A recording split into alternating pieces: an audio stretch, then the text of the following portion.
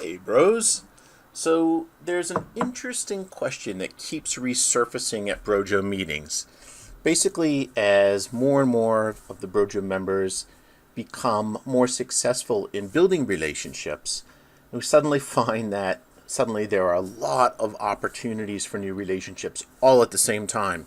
And then the question becomes, hey, why not date all of these wonderful people I've met? It sounds really like a great idea. And the question has come up relating to whether it would be better to have a monogamous relationship for some reason, such as perhaps depth of emotional connection, or to have a polyamorous connection, which may give you more flexibility. So the central question seems to be, is a monogamous relationship somehow deeper from an emotional intimacy and connection perspective? The idea that you might be able to be more vulnerable there in a monogamous relationship because of the exclusivity and the deeper amount of trust that's allowed. So this question's resurfaced again recently, and I wanted to do a little bit of research of my own and see, if I ask people who are actually in long-term polyamorous relationships, what's their perspective on the depth of emotional connection? So I found myself a polyamory discussion group and posted this question. Now I encourage you to pause the video and have a full read of it if you like, but basically I wanted to ask that central question, is there a difference in the depth of emotional connection? Now the answers I got are quite interesting. I got 13 responses in short order. I should mention that this group's actually fairly large, 33,000 members, and it's one of many, many groups I've come across. And interestingly enough, every single one of these responses is from a woman, which was surprising to me. And I'll go through those responses in a second, but before I do that, I wanted to give a little bit of context here, because one of the common confusions that we have is what is a polyamorous relationship? Is it the same thing as dating around or sleeping around? Where are the lines in these different sort of social and psychological constructs? What I'm finding is that there's a huge range, first of all. Basically, in the context of the polyamorous community, it has one meaning, but even within the community, there's an enormous range of how people practice this. But in general, polyamory actually has very strong similarities to monogamy in terms of the level of commitment and the intention to have long-term relationships. So the idea is it's just more than two people. However, nothing else is different. These are very lengthy relationships. They see themselves, sometimes call each other husbands and wives, although there are several of them. And this is the way their worldview works. Now, there are some other very interesting aspects to this from a practical standpoint. For example, you may have three people living together in a long-term relationship. And there's actually a TV sitcom drama called You, Me, and Her, which is based on this, where a third woman enters the relationship in the home. And this is becoming quite a popular social idea. And this is actually happening in different places around the world. I remember reading an article about how in Melbourne right now, there's sort of a dearth of men. So women are sharing, essentially, and they will create relationships where, two or three women are in a long-term relationship with the same guy and they all live together. This kind of dynamic is becoming common where it makes sense, I suppose, and where the situation kind of demands a little bit of flexible thinking. All of that's quite amazing to me. This is an area that I haven't really explored or been exposed to. I've dated several women at the same time before, but it was just dating. This wasn't an intention to have multiple long-term relationships where we all knew each other and we all shared the same bed. It was quite different. And what I'm seeing here has some interesting practical complications. For example, there may be cases where the husband and wife who are married, who are polyamorous, each have different partners. All right. So for example, one of the terms that I had to learn about was referred to as fluid bonding. Now, fluid bonding is the idea of having unprotected sex with your partner. And It depends on the relationship, depends on the people, depends on what they want. Obviously, there's a lot of good communication going on here about what level of health, physical risk they're willing to take, and their emotional needs, and of course things like jealousy come up as well. So one example I read here was relating to a husband and wife who are fluid bonded with each other, which means that they practice unprotected sex, but with all of their partners, they always have protected sex. And in other cases, in the polyamorous relationship, all of the participants have protected sex. And there are sorts of all kinds of different ways. I remember Dan once sharing a video, I think it was of the Sex Pistols from the 60s, where a bunch of people sort of lived in a commune as a rock band. And I may have that totally wrong, but that's vaguely what I remember from the documentary. And it was quite fascinating, and apparently they all had unprotected sex, but they were very, very careful about who they allowed into the commune. They all had to really know each other. So that was definitely a polyamorous community in the truest sense of the word, in that they practiced it as a family. Now, let's have a look at some of the responses here, because there were some very good points made. Now, again, my expectation was that the answer would be that a monogamous relationship is preferable when it works for both partners, because that exclusivity would allow for a deeper connection. A few people sort of agreed with that. So, for example, this first answer here, Trudy Roberts, she indicates that she never gets emotionally involved in her poly relationships. But quite a few others, these next two, for example, indicate that they see no difference at all between the depth of emotional connection in polyamorous relationships versus monogamous relationships. Where it got interesting is the number of people who actually felt that their connection was deeper.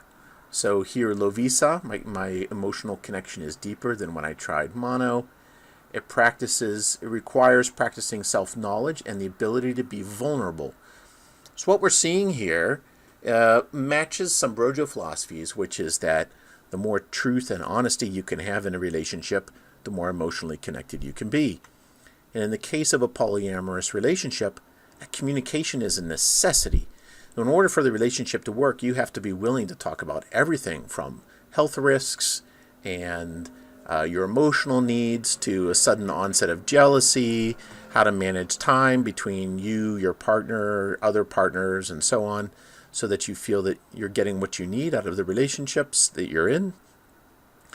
It's quite complicated, and all of this demands deep honesty, deep emotional vulnerability, and extreme levels of communication.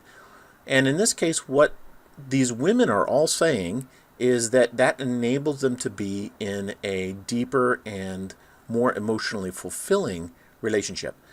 Now, one thing I want to note here is that it occurred to me that it just occurred to me that it may be possible that people in a polyamorous relationship often don't really want to be in a polyamorous relationship, that they're forced into it because it's the only way they can have the partner that they've fallen for. And in that situation, it could be that they're essentially psychologically justifying the fact that they're in a polyamorous relationship, and essentially not wanting to accept the fact that their relationship might be less fulfilling than a monogamous relationship. Now, it's just a thought that occurred to me, but what I'm actually seeing here is a lot of consistency in the responses relating to emotional vulnerability. Now, a couple of other interesting comments. I'd recommend that you hit pause on occasion and have a look through these. They're quite fascinating. A huge range of responses. But a few of the most powerful ones I've seen. Let me expand these answers out. My emotional connection is quite deeper. We see a lot about self-knowledge. Andrew's response here was quite interesting.